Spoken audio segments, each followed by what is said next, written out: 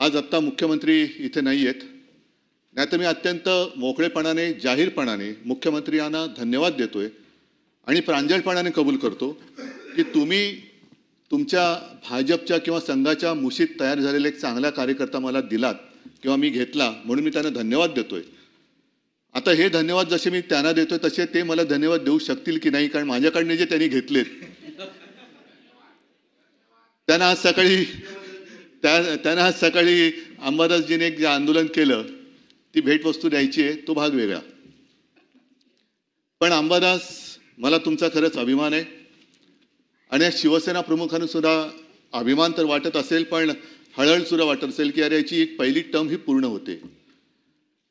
साहजिकच आहे, आपण किती शिकलो त्यापेक्षा काय शिकलो आणि त्याचा उपयोग हा जनमानसासाठी काय करून देतो आहोत हा एक प्रश्न आहे. पदं येतात आणि पदं जातात, पण शेवटी जनतेच्या मनामध्ये आपली प्रतिमा काय म्हणून राहते हे आपल्या आयुष्याचं फलित असतं. अनेक जण धडपडत असतात की मला पद मिळालं पाहिजे, माझं पद टिकलं पाहिजे. पद टिकवण्यासाठी म्हणजे आता जसा उल्लेख झाला की अंबादास तुम्ही सोन्याचा चमचा घेऊन जन्माला आला नाहीत, पण भरलेल्या ताटाची प्रतारणा पण केली नाहीत.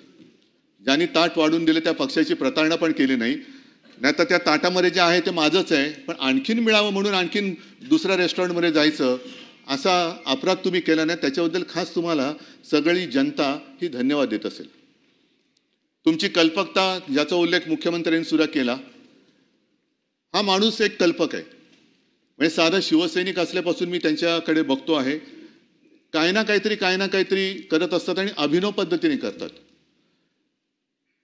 आणि मला आज आठवण येते ती शिवसेना प्रमुखांची, कारण त्यांनी ज्या काही गोष्टी मला सांगितल्या त्याच्यात एक गोष्ट मुद्दामून सांगितली की उद्धव, मुख्यमंत्रीपद हे महत्त्वाचं असतंच, पण विरोधी पक्षनेता हे पद तेवढ्याच तोलामोलाचं किंवा काकणभर जास्त जबाबदारीचं असतं.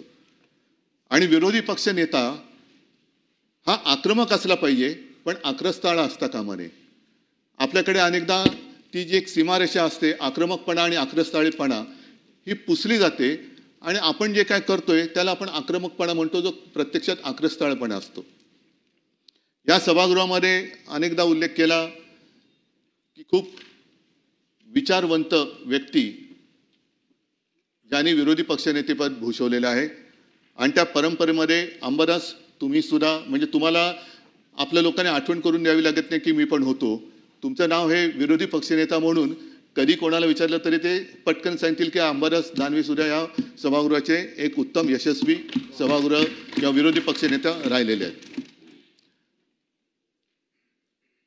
आता विरोधी पक्षनेता मला आज आणखीन एक आठवण येते. या सभागृहात त्या असतील किंवा नसतील, मृणालताई गोरे, त्यांच्यावरती एक मी लेख वाचला होता. कारण ती माणसं सगळी वेगळी होती. मृणालताई गोरे होत्या, विरोधी पक्षनेते होत्या, दुसरे केशवराव धोंडगे खाली विरोधी पक्षनेते होते नव्हते कल्पना नाही, पण त्यांचं भाषण ऐकायला मी एकदा मुद्दामून सभागृहात खाली गॅलरीत आलो होतो. मला असं वाटतं की शरद तापकिरे, जर कदाचित चुकत असेल तर करेक्ट करा, शरद तापकिरे नावाच्या एका इसमाचा कारागृहात मृत्यू झाला आणि त्याच्यावरती त्यांनी जे काय भाषण केलं होतं ते सभागृहात मला असं वाटतं की त्याचे कपडे, रक्ताळलेले कपडे घेऊनच आले होते आणि संपूर्ण सभागृह स्तब्ध होऊन ऐकत होतं, असं थरारून गेलं होतं. ती जी काही ताकद असते, मृणालताई गोरेंचं जे मी तुम्हाला सांगत होतो, मृणालताई गोरेंसुद्धा कधीही पदासाठी डचमळल्या नाहीत. नाहीतर त्याही मंत्री होऊ शकल्या असत्या, झाले असतील जनता पक्षाच्या काळात किंवा आणखीन काही मोठी पदं त्यांना मिळाली असतील, पण ते एका विचाराला निष्ठेने कायम राहिल्या. पदं येतात पदं जातात, पण मी ज्या विचाराला धरून या क्षेत्रात आले तो विचार मी कधी सोडणार नाही. ठीक आहे, आम्ही सुद्धा त्यांना त्यावेळेला विरोध करत होतो, पण विरोधात असल्या तरी त्यांच्या निष्ठा ह्या तुम्हाला मानाव्याच लागतील. आणि मृणालताईने एक वाक्य त्या बोलल्या होत्या कुठे किंवा त्यांच्या मुलाखतीत ऐकलं होतं. त्यांना विचारलं होतं की तुम्ही जेव्हा सभागृहात विषय मांडता तेव्हा संपूर्ण सभागृह हे स्तब्ध होऊन ऐकत असतं आणि एवढंच नाही तर सरकारला सुद्धा त्याच्यावरती निर्णय घ्यावा लागतो, हे कसं काय? आणि त्यांनी सांगितलं होतं की मी जे काही विषय मांडते ते नुसतं वृत्तपत्रात वाचून विषय मांडत नाही, तर एखादी माहिती मला कळल्यानंतर मी प्रत्यक्ष त्या ठिकाणी जाते, त्या तिथल्या लोकांकडनं समजून घेते, पूर्ण अभ्यास करते आणि मग सभागृहात तो मी विषय मांडते, म्हणून त्या विषयाला तेवढी धार येते. मला वाटतं की अंबादास तुम्ही सुद्धा नाही म्हटलं तरी त्याच एका तत्वाने जिथे जिथे कुठे अन्याय होतो असं तुम्हाला वाटतं तिकडे स्वतः जाता. अनेकदा मला कधी त्यांचा फोन होतो की मी इकडे अमुक अमुक ठिकाणी बसलोय, इकडे ह्या शेतकऱ्याने आत्महत्या केली त्याच्या घरी बसलेलो आहे, इकडे असा गुन्हा घडलेला आहे, अमुक ह्याची हत्या झाली त्यांच्या घरी मी बसलोय आणि त्यांच्या कुटुंबियांची माझं ते बोलणं करून देत आहेत. मध्ये तर मी गेलो होतो तेव्हा शेतीच्या बांधावरती उतरलो आणि निवडणुकीचा काळ होता, विधानसभेची निवडणूक लागली होती. आता जे काय सांगितलं की सरकार उत्तम काम करत असताना विरोधी पक्षाला काम नसतं, पण बऱ्याचदा असंही असतं की विरोधी पक्ष नेत्याला हाही प्रश्न पडतो की बोलून काय उपयोगच होत नाही तर सरकारकडे बोलायचं तरी काय, असं तो भाग नाही आहे. पण एक योजना जाहीर झाली होती लाडकी बहीण आणि मी शेतीच्या बांधावरती उतरलो. अंबादासनं म्हटलं छत्रपती संभाजीनगरमध्ये आपला कार्यक्रम होता अंबादास, आणि मी त्यांना सांगितलं की अंबादास कुठे शेतकऱ्यांना जरा शेतमजुरांना भेटता येईल का. मी गेलो तिकडे उतरल्यानंतर शेतकरी आले, शेतकरी म्हणाले दादा तुम्ही खूप चांगलं केलं वगैरे वगैरे सगळं झालं. आणि माझं लक्ष गेलं बाजूला शेतमजूर महिला काम करत होत्या. मी त्यांना विचारलं की त्या पण मी गेल्यानंतर उभ्या राहिल्या, मला नमस्कार वगैरे केला. म्हटलं काय ताई आता तरी खुश आहात ना, तुम्हाला आता लाडकी बहीण योजनेअंतर्गत एवढे एवढे पैसे मिळतील. तर तिने बाजूला बघितलं, बाजूला तिचं छोटं मूल होतं. मला ना कसं काय म्हणे याची शाळा ॲडमिशन नाही होत, काय पैसे पुरणार. अंबादासकडे मी बघितलं, अंबादास म्हणाले उद्धवजी तुम्ही जबाबदारी माझ्यावर सोपवा, याची जबाबदारी मी घेतो. आणि जवळपास किती 15 दिवसात ना अंबादासजीने फोन केला, ती जी माहुली होती तिचं बोलणं करून दिलं, त्या मुलाची शिक्षणाची सगळी सोय ॲडमिशनसह अंबादासनी केली. आणि एवढंच नाही तर मी त्याच्यानंतर जेव्हा संभाजीनगरला गेलो तेव्हा ती आई तिच्या मुलासह व्यवस्थित कपडे करून मला धन्यवाद द्यायला आली होती. म्हणजे थोडक्यात काय की आपण बोलत खूप असतो पण बोलल्यानंतर कृतीमध्ये ते उतरावं लागतं.